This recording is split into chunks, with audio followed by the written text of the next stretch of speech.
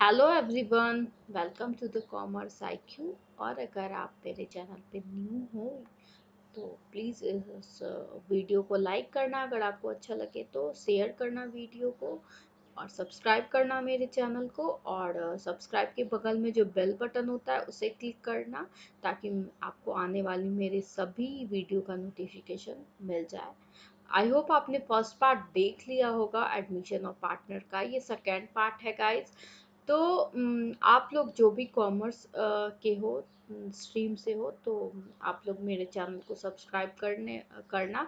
आने वाले समय में मैं बहुत से क्लासेस, कॉमर्स क्लासेस के लिए देने वाली हूँ। तो चलिए स्टार्ट करते हैं। New profit sharing ratio. New profit sharing ratio is the ratio in which all partners, including partners, share the future profit and losses. Guys, इसमें ये बोला गया है कि न्यू प्रॉफिट शेयरिंग रेशियो वो रेशियो होता है जो कि सारे पार्टनर्स जो हैं, वो मतलब जो न्यू आया है वो भी फ्यूचर में जो होने वाला प्रॉफिट या लॉस है उसको उसी रेशियो में बांटेंगे।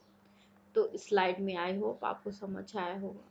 Sacrificing ratio, the ratio in which the old partners sacrifice or surrender their share of profit in favor of incoming partners is called sacrificing ratio. वही जैसे मैंने बोला था आपको कि अगर हमारे पास 90,000 हमारे पास प्रॉफिट होता था, तो पहले अगर हम नॉर्मली बांटते थे, इक्वल बांटते थे, तो हमें 45,000 मिलता था। अब अगर हम नया पार्टनर आ गया तो अब हमें कितना कितना मिल रहा है गाइस, अब हमें 30,000 तीनों को मिलेगा बराबर। तो 15,000, कहीं ना कहीं 15,000 मैंने और किसी ने सेक्रीफाइस किया, तभी तो न्यू पार्टनर को मिला ना। तो वही है एक ऐसा रेशियो जो कि सेक्रीफाइस और सरेंडर करता है न्यू पार्टनर के लिए their share of profit in favor of incoming partner is called sacrificing ratio. तो एग्जाम्पल से आई होप आपको क्लियर हो गया होगा। आगे चलते हैं। सैक्रिफाइसिंग रेशियो अगर हमें निकालना होगा तो उसके लिए फॉर्मूला क्या है? तो फॉर्मूला है old ratio minus new ratio. याद रहेगा आपको। सैक्रिफाइसिंग रेशियो का क्या फॉर्मूला है guys? Old ratio minus new ratio. कहीं कॉपी हो तो लिख लेना आप, ठीक है। अभी आज मैं आपको थ्योरी पढ़ाऊंगी और कल मैं रेशियो से जो 4-5 से रिलेटेड क्वेश्चन आते हैं वो करवाऊंगी। आगे देखते हैं। उसके बाद revaluation account. A revaluation account is a nominal account prepared to bring the certain liabilities of the firm to their true values and to find out the profit or loss arising therefrom. Guys, revaluation account कौन सा account है? ये nominal account है। Prepare क्यों किया जाता है? Prepare किया जाता है रिवैल्यू करने के लिए एसेट और लाइबिलिटीज को, कि आखिर उनका जो जो वर्थ है, जो उनका कॉस्ट है, वो उतना ही है ना जितना उनका वैल्यू कितना है। क्या उनका वैल्यू कम हुआ है या उनका वैल्यू ज़्यादा हुआ है? इसलिए जो है ये अकाउंट बनाया जाता है, ताकि हमें सही पता चल सके कि हमारे पास जो एसेट, फर्म के पास जो एसेट और लाइबिलिटीज है, उनका वैल्यू सही सही हमें पता लगे। इसके लिए रिवैल्यूशन अकाउंट बनाया जाता है, और इससे हमें पता चलता है कि प्रॉफिट या लॉस क्या हमें मिल रहा है एसेट और लाइबिलिटीज का रिवैल्यू करके। तो ये गाइस हमेशा याद रखना, कोई भी अकाउंट हो, हम जब गाइस हम थ्योरी पढ़ते हैं ना, तो हमें अच्छे से प्रैक्टिकल समझ में आता है। इसलिए मैं थ्योरी पहले पढ़ाने का कोशिश करती हूँ कि मैं थ्योरी आपको अच्छे से करवा पाऊँ। तो आगे चलते हैं। उसके बाद जनरल इंट्रीज हैं गाइस जो कि हमें पढ़ने हैं। तो देखिए, इसमें बोला गया है कि रिवैल्यू जब हम करते हैं एसेट को, तो क्या करना पड़ेगा गाइस? जैसे कि हमें पता है रिवैल्यूशन अकाउंट कौन सा अकाउंट है? नॉमिनल अकाउंट है। नॉमिनल अकाउंट का रूल क्या है guys? Debit all the expenses और लॉसेस। सारे जो एक्सपेंसेस और लॉसेस हैं उनको डेबिट करो, और जितने भी इनकम और गेन्स है उन्हें क्या करना चाहिए? क्रेडिट करना चाहिए। अब गाइस देखो, increase in the value of asset, मतलब increase in the value of asset का मतलब क्या हुआ गाइज? 50,000 हमारे पास था, 50,000 हमारे पास एसेट था, और वो 70,000 का एसेट हो गया। मतलब 50,000 हमारे पास था, समझिए, मतलब मैं जो एग्जांपल दे रही हूँ उसको अच्छे से समझने का कोशिश करिए। 50,000 हमारे पास 50,000 हमारे पास था मशीनरी, मान लीजिए मशीनरी था हमारे पास जो कि 50,000 का था। और जब हमने देखा, रिवैल्यू किया, तो हमें पता चला ये 70,000 का हो चुका है। मतलब 20,000 जो है, वो 20,000 हमारा जो है वैल्यू बढ़ गया है। तो गाइस क्या करते हैं, रिवैल्यूशन अकाउंट हमको क्या कि पता है ना कि इनकम और गेन्स जो होता है उनको क्या किया जाता है, क्रेडिट किया जाता है। तो ये क्रेडिट होगा एसेट जो कि हमारा 50,000 था, ये तो हमारे लिए इनकम हुआ ना गाइस, और इनकम या गेन्स हुआ, इसीलिए क्या होगा, एसेट अकाउंट जो है वो डेबिट हो जाएगा और रिवैल्यूशन अकाउंट जो है वो क्रेडिट हो जाएगा। ठीक है, तो गाइज हम इसीलिए जनरल एंट्री जो है ना, वो कॉन्सेप्ट से जब हम करते हैं ना, तो हमें सब कुछ हम कभी भूलते नहीं है। वैसे भी अकाउंट्स ना, या कोई भी कॉमर्स का एक भी सब्जेक्ट ना रट्टा मारने वाला एक्चुअली में है नहीं, कॉन्सेप्चुअल ही है सारा कुछ।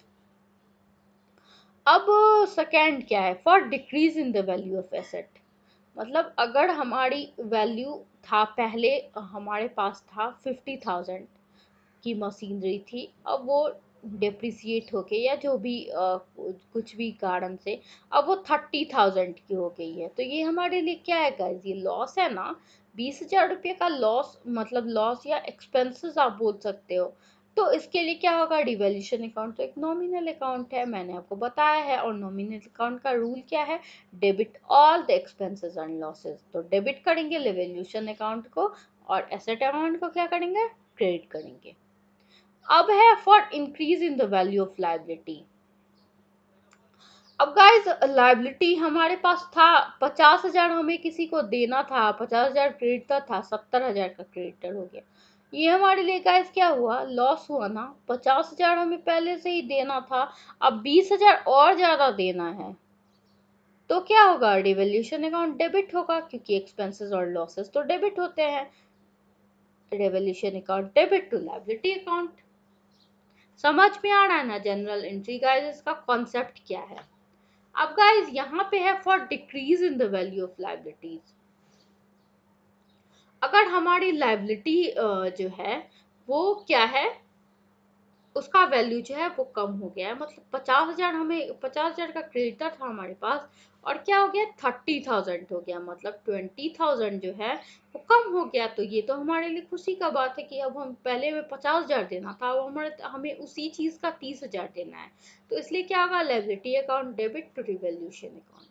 अब फॉर रिकॉर्डिंग अनरिकॉर्डेड एसेट, मतलब हमारे पास एसेट था बट हमने पहले से रिकॉर्ड नहीं किया था उसको, तो एसेट तो हमारे लिए इनकम या गेन्स में ही आएगा। तो क्या होगा, asset account debit to revaluation account, revaluation account credit होगा। For recording unrecorded liabilities, liability तो हमारे लिए वैसे भी लॉस है। हम अनरिकॉर्ड मतलब 30,000 का लाइबिलिटी था और हमने रिकॉर्ड करके नहीं रखा था, तो ये तो हमारे लिए एक्सपेंसेस हैं, 30,000 हमें पे करना है ना। तो क्या हो गया, revaluation account debit to liability account. For transferring profit on revaluation, मतलब गाइस अगर आपको प्रॉफिट हुआ है तब क्या करेंगे, revaluation account debit to old partners capital account. Capital account, अगर हमें प्रॉफिट हुआ है तो क्या हो गया, क्योंकि क्रेडिट साइड बड़ा होगा, डेबिट साइड कम होगा, तभी ना हमें प्रॉफिट आया होगा, है ना। तो इसीलिए जो है रिवॉल्यूशन अकाउंट क्या हो जाएगा, डेबिट होगा, और क्रेडिट क्या होगा, जितना प्रॉफिट आएगा उन्हें ओल्ड पार्टनर्स के बीच में ओल्ड प्रॉफिट शेयरिंग रेशियो में डिस्ट्रीब्यूट कर दिया जाएगा। ठीक है, अगर लॉस हुआ तो फॉर ट्रांसफर लॉस, लॉस कब होगा, जब डेबिट साइड बड़ा होगा और क्रेडिट साइड क्या होगा, कम होगा। तो ओल्ड पार्टनर्स के कैपिटल अकाउंट के डेबिट में लॉस जाएगा, और डिवैल्यूशन अकाउंट क्या हो जाएगा, क्रेडिट हो जाएगा। आई होप गाइस कि इतना आपको समझ में आया हो। अगर वीडियो अच्छा लगा हो तो लाइक करना, शेयर करना और सब्सक्राइब करना मेरे चैनल को। और सब्सक्राइब के बगल में जो बेल बटन होता है उस पर क्लिक करना। उस पर क्लिक करने से जो है वो ग्रे रेड, अगर सब्सक्राइब पे क्लिक करोगे तो रेड जो है वो ग्रे हो जाएगा। उसके बगल में एक घंटी आता है जो दबाने से आपको मेरी आने वाली सभी वीडियो का नोटिफिकेशन टाइम पे मिल जाएगा। और अगर कुछ भी अच्छा लगा हो तो लाइक करना। और आपको क्या और पढ़ना है या कोई भी डाउट हो वीडियो से रिलेटेड या कोई और सब्जेक्ट है जो कि आप पढ़ना चाहते हो, तो वो कमेंट करके ज़रूर बताना। और पढ़ते रहिए और हमेशा खुश रहिए। Thank you.